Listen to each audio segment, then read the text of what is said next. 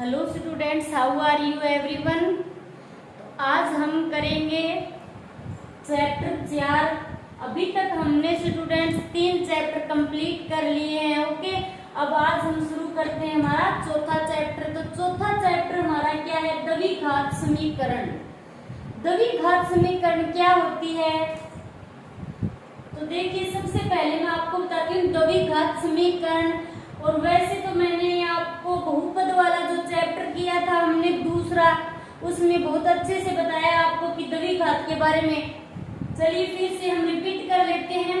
तो सबसे पहले हम इसका बेसिक जानेंगे। द्विघात समीकरण। द्विघात समीकरण क्या होती है? जिसमें चर की अधिकतम घात कितनी हो? 2 हो। जिसमें चर की अधिकतम घात 2 हो तो वह द्विघात समीकरण कहलाती है।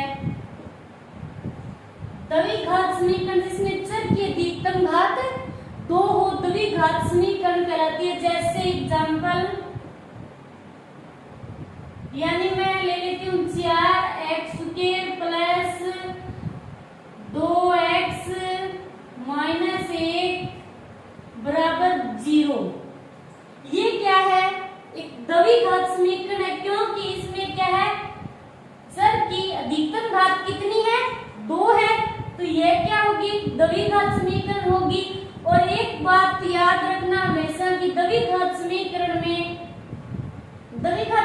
का व्यापक रूप क्या होता है, ये भी मैंने बहुपद वाले चैप्टर में आप लोगों को बताया है। याद होगा आपको अच्छे से। चलिए मैं फिर बता देती हूँ। व्यापक रूप द्विघात समीकरण का व्यापक रूप। द्विघात समीकरण का व्यापक रूप होता है ax² plus bx plus c बराबर 0। याद आ रहा होगा आपको?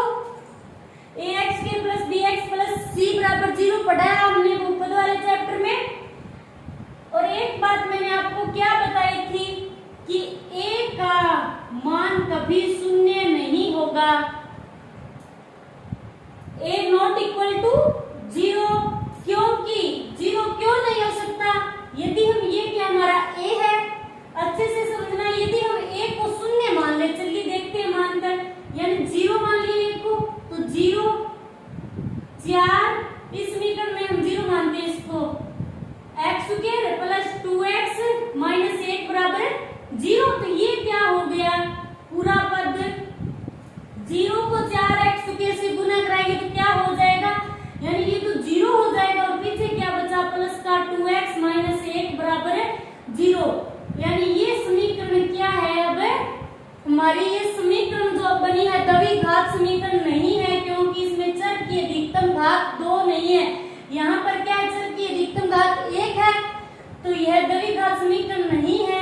इसलिए a को हम कभी भी शून्य नहीं मान सकते। a के अलावा b और c को हम शून्य मान सकते हैं, क्योंकि b और c को यदि हम शून्य मान ले तो क्या होगा? हमारा ये जो पहला चर है ना x, इसकी स्क्वायर है, तो ये आपकी जगह ऐसे ही रहेगी। b को हम शून्य मान ले तो ये लुप्त हो जाएगा। पर ax² पहला पद हमारा रहेगा। ये 2 पद रहे चाहे ना रहे, कोई फर्क नहीं पड़ता। हमारा ये जो x² वाला पद है ना, ये सही सलामत रहना चाहिए, तभी ये समीकरण होगी द्विघात समीकरण, वरना ये द्विघात समीकरण नहीं रहेगी। इसलिए a को हमें कभी भी शून्य नहीं मानना। ओके, अब एक बात और याद रखना कि a, b और c क्या है? यहाँ पर वास्तविक संख्याएं हैं। a, b और c वास्तविक संख्या है।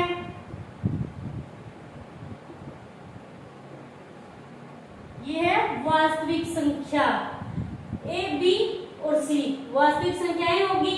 ये है हमारे द्विघात समीकरण।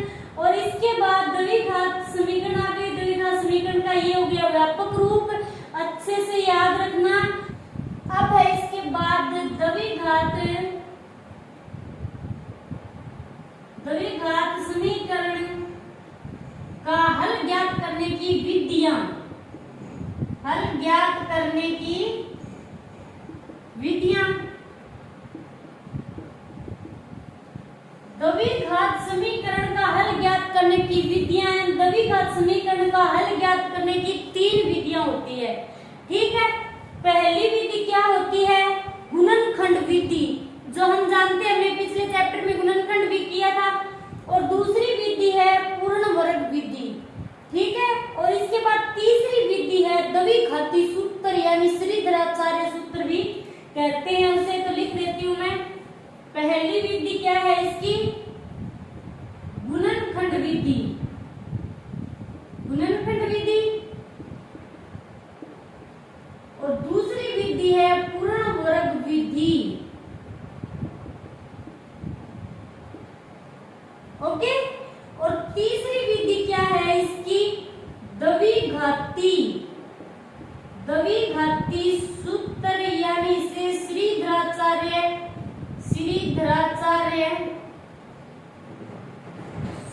सूत्र भी कहते हैं। श्रीधराचार्य सूत्र ये है द्विघात समीकरण का हल ज्ञात करने की 3 विधियां। चलिए तो हम आपको बताती हूँ द्विघात सूत्र, यानी श्रीधराचार्य सूत्र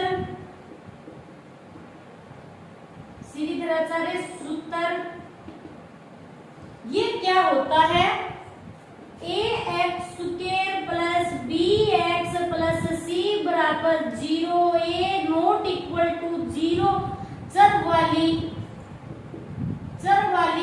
समीकरण के लिए x के 2 मूल हो तो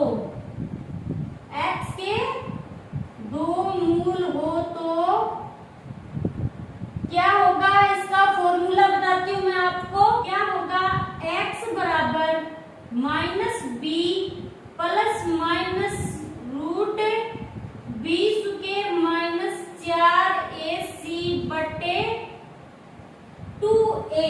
ये होगा द्विघाती सूत्र। यदि मूल 2 हो तो एक बार ये प्लस और माइनस दोनों में है, तो ये फॉर्मूला अच्छे से याद कर लेना। अब है द्विघात समीकरण के मूलों की प्रकृति। द्विघात समीकरणों के मूलों की प्रकृति कितने प्रकार की होती है? द्विघात समीकरण के मूलों की प्रकृति 3 प्रकार की होती है। और मैं आपको बता देती हूँ कि द्विघात समीकरण ax square plus bx plus c बराबर 0 के लिए मूलों की प्रकृति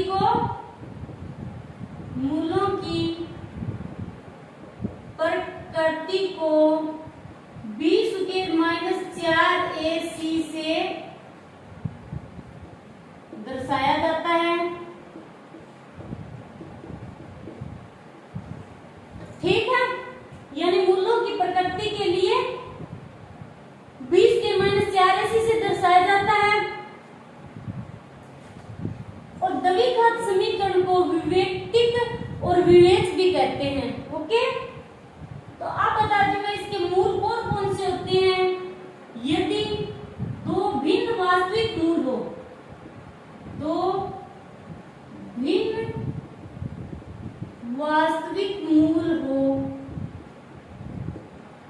2 भिन्न वास्तविक मूल हो, यदि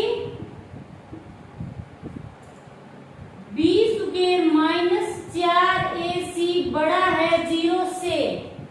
ठीक है, यदि 2 भिन्न वास्तविक मूल होते हैं भिन्न वास्तविक मूल होते हैं यदि बी स्क्वायर माइनस 4ac क्या हो, 0 से बड़ा हो।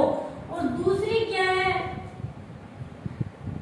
मूल समान प्रकृति के होते हैं, समान यानी समपाती वास्तविक, मूल समान यानी समपाती वास्तविक मूल होते हैं, वास्तविक मूल होते हैं यदि क्या हो, बी स्क्वायर माइनस 4ac बराबर हो 0 के। तो क्या होगा, मूल समान होंगे तो बी स्क्वायर माइनस 4ac बराबर 0 हो तो मूल समान होंगे। ये है इसकी दूसरी प्रकृति। और तीसरा क्या है, कोई वास्तविक मूल्य नहीं होते यदि क्या होगा, बी स्क्वायर माइनस 4ac 0 से छोटा होगा। ठीक है, ये अच्छे से याद कर लेना। अब है इसके बाद, यदि हमें द्विघात समीकरण के मूल दिए गए हो अल्फा और बीटा, तो हमें द्विघात समीकरण ज्ञात करने के लिए कौन सा सूत्र अपनाना होगा। तो चलिए बताते हूँ। यदि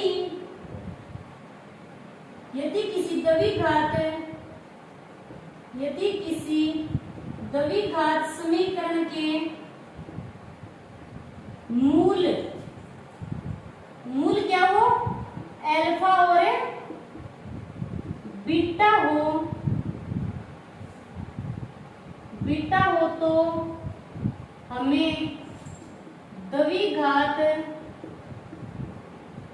समीकरण बनाने के लिए